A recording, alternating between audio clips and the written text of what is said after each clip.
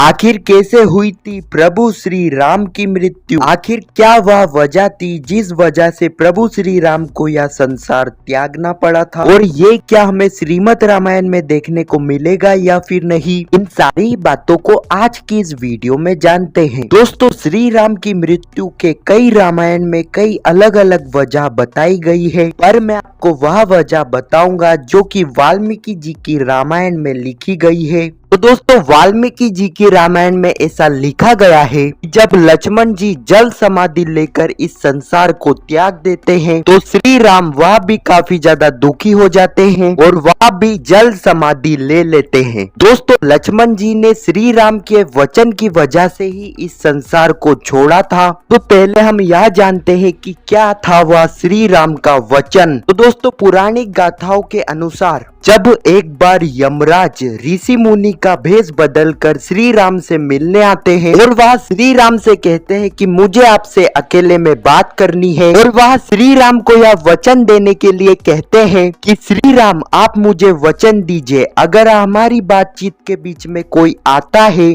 तो आप उसे मृत्यु दंड दोगे। अब यहाँ पर श्री राम और यमराज एक कमरे में बात करने के लिए चले जाते हैं और श्री राम लक्ष्मण जी को यह आदेश कर जाते हैं कि हमारी बातचीत जब तक पूरी नहीं हो जाती जब तक हमारे कक्ष में कोई नहीं आएगा। अब यहाँ पर लक्ष्मण जी कक्ष के बाहर पहरा दे रहे थे, पर इतने में एक ऋषि मुनि आ जाते हैं और वह लक्ष्मण जी को श्री राम से मिलने के लिए कहते हैं। अब यहाँ पर लक्ष्मण जी उन ऋषि मुनि को मना कर देते हैं। तो वह ऋषि जो कि लक्ष्मण जी के ऊपर काफी ज्यादा क्रोधित हो जाते हैं और वह लक्ष्मण जी को कहते हैं कि अगर तुमने श्री राम को जाकर या नहीं कहा कि हम उनसे मिलना चाहते हैं तो मैं श्री राम को श्राप दे दूंगा। अब यहाँ पर लक्ष्मण जी जो कि काफी बड़ी दुविधा में फंस जाते हैं, जहाँ एक तरफ है श्री राम का आदेश और दूसरी तरफ अगर उन्होंने उन ऋषि का आदेश श्री राम तक नहीं पहुँचाया तो वह ऋषि श्री राम को श्राप दे देंगे, जो कि लक्ष्मण जी ऐसा नहीं चाहेंगे।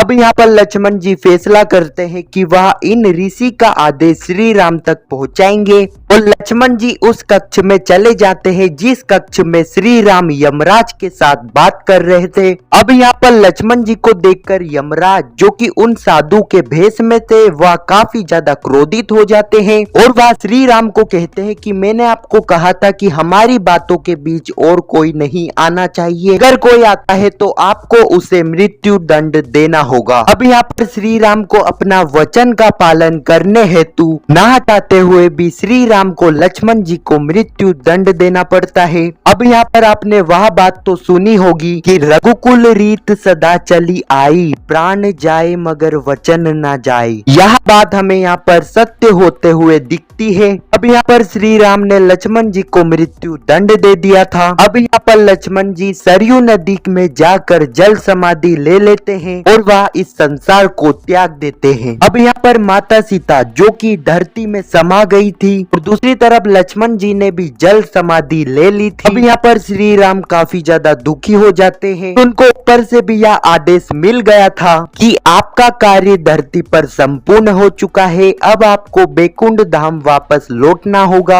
अब यहाँ पर श्री राम यमराज को बुलाते हैं और यमराज अयोध्या नहीं पहुँच पा रहे थे क्योंकि अयोध्या के गेट पर और कोई नहीं बल्कि हनुमान जी खड़े थे और श्री राम को भी यह पता था कि हनुमान जी के होते हुए वह इस संसार को तो नहीं छोड़ पाएंगे, इसलिए श्री राम हनुमान जी का ध्यान भटकाते हैं और वह अपनी हाथ की अंगूठी जो कि पाताल लोक में फेंक देते हैं और हनुमान जी को उस अंगूठी लाने का आदेश देते हैं। अब यहाँ पर हनुमान जी अपना काफी छोटा रूप ले लेते हैं और पाताल लोक में चले जाते हैं श्री राम की अंगूठी लेने। अब हनुमान जी के जाने के बाद श्री राम सरयू नदी में जाते हैं और वहाँ पर वह जल समाधि ले लेते हैं और वह अपने असली रूप यानी कि विष्णु जी के रूप में आकर बैकुंठ धाम चले जाते हैं। हाँ तो दोस्तों, श्री राम ने कुछ इस तरह अपने मानव शरीर को त्यागा था। अब हम श्रीमद् रामायण की बात करें कि क्या हमें यह सब श्रीमद् रामायण में देखने को मिलेगा या फिर नहीं। अब दोस्तों, जैसा कि मैंने आपको पिछली वीडियो में बताया है कि अब श्रीमद् रामायण रामायण शो जो कि अब 1.5 या 2 महीने का ही बचा हुआ है, तो इतने कम टाइम में हमें इतनी बड़ी गाथा देखने को तो नहीं मिलेगी। और जैसा कि आपको पता होगा कि अभी श्रीमद् रामायण में बहुत सारी चीजें बाकी है, तो उन चीजों को ही बताने में 1.5 से 2 महीने निकल जाएंगे। हाँ तो दोस्तों, हमें कुछ इस तरह देखने को मिल सकता है कि शो के लास्ट एपिसोड में हमें इस गाथा को शॉर्ट में बता दिया जाए। दोस्तों, हमें क्या देखने को मिलता है ये तो हमें आने वाले एपिसोड में ही पता लग ही जाएगा। दोस्तों, आपको यह जानना है कि श्री राम की मृत्यु के बाद अयोध्या और हनुमान जी का क्या हुआ, तो नीचे कमेंट में बता देना, उस पर मैं एक अलग से वीडियो बना दूंगा।